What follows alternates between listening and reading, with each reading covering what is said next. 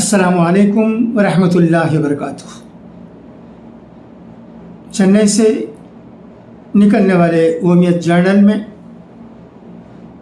हज़रत मौलाना खालिद सैफुल्लाह रहमानी दामत बरकातहुम का एक बहुत ही अहम मज़मून शाया हुआ है।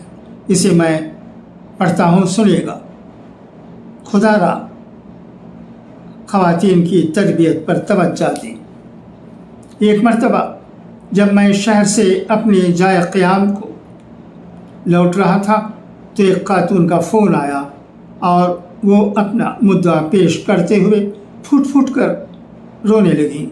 वो कह रही थी, आप लोग जुमे बयान करते हैं और उनको सिर्फ मर्द सुनते हैं, औरतें महरूम रहती हैं।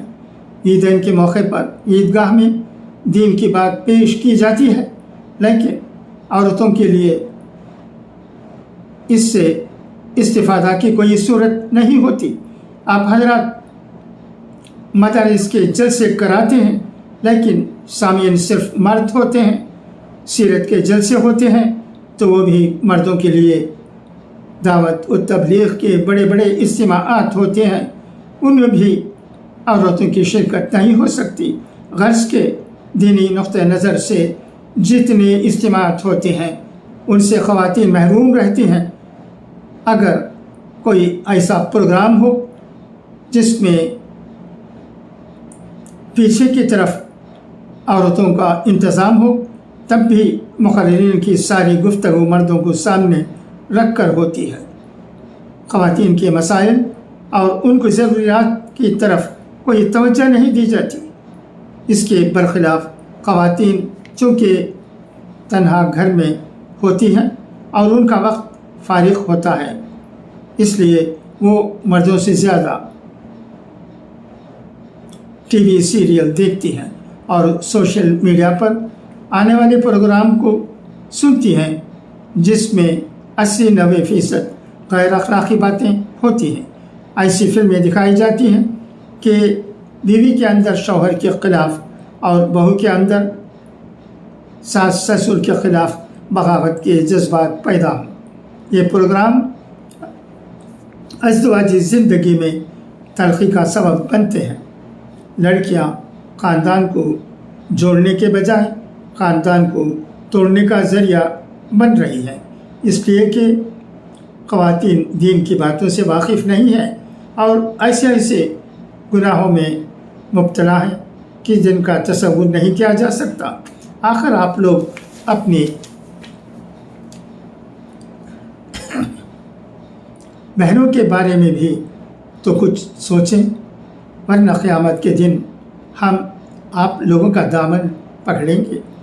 ये उनकी तवील गुफ्तगू का खुलासा था। वो बहुत जज्बात में गुफ्तगू कर रही थी। मैंने अर्ज़ किया, मुख्तलिफ़ दीनी जमातों और तंजीमों से मेरा भी कुछ ताल्लुक़ है। मैं उनके ज़िम्मेदारों के सामने आपकी बात रखूँगा और इंशाअल्लाह इसकी तरफ तवज्जो की जाएगी। इसमें कोई शक नहीं कि इस्लाम ने ऐसी किसी भी शक्ल से मना किया है जिसमें मर्दों और औरतों का इख्तिलात हो। ये ममानियत फितरत इंसानी का तकाज़ा और समाज में अखलाक़ी क़दरों की हिफाजत के लिए ज़रूरी है, लेकिन इसका ये मतलब नहीं कि औरतों को पूरी तरह दीनी बातों से महरूम रखा जाए, उनकी तालीम और तरबियत का इंतज़ाम न किया जाए, उन्हें अल्लाह और उसके रसूल के अहकाम से नावाकिफ़ रखा जाए। सूरत हाल यह है कि हमारे इज्तिमाआत में माँ के हुकूक़ और उसके फ़राइज़ उन मर्दों के दरमियान बयान किए जाते हैं जो बाप होते हैं। बेटियों के हुकूक़ व फ़राइज़ बेटों के दरमियान ज़िक्र किए जाते हैं। बहुओं की ज़िम्मेदारियाँ दामाद के सामने ज़िक्र की जाती हैं। तलाक़ व निकाह व तलाक़ के अहकाम का बड़ा हिस्सा औरतों से मुतल्लिक़ होता है, लेकिन सारी गुफ्तगू मर्दों के मजमा में होती है।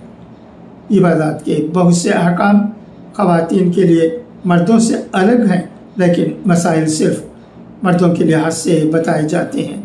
ازواج مطہرات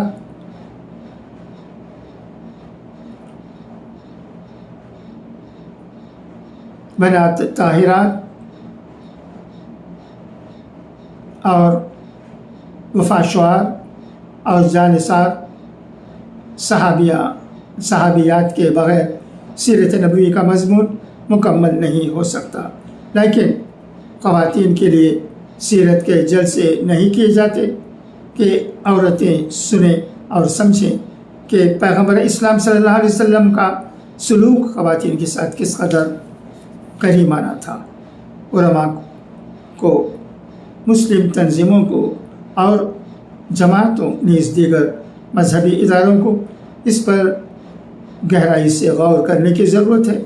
ہمیں یقینی طور پر ایسی تدبیر اختیار کرنی چاہیے کہ انسانیت کے نصف حصہ، جس کو آج کل نصف بہتر کہا جاتا ہے، تک ہم اسلامی تعلیمات کو پہنچانے کی کوشش کریں۔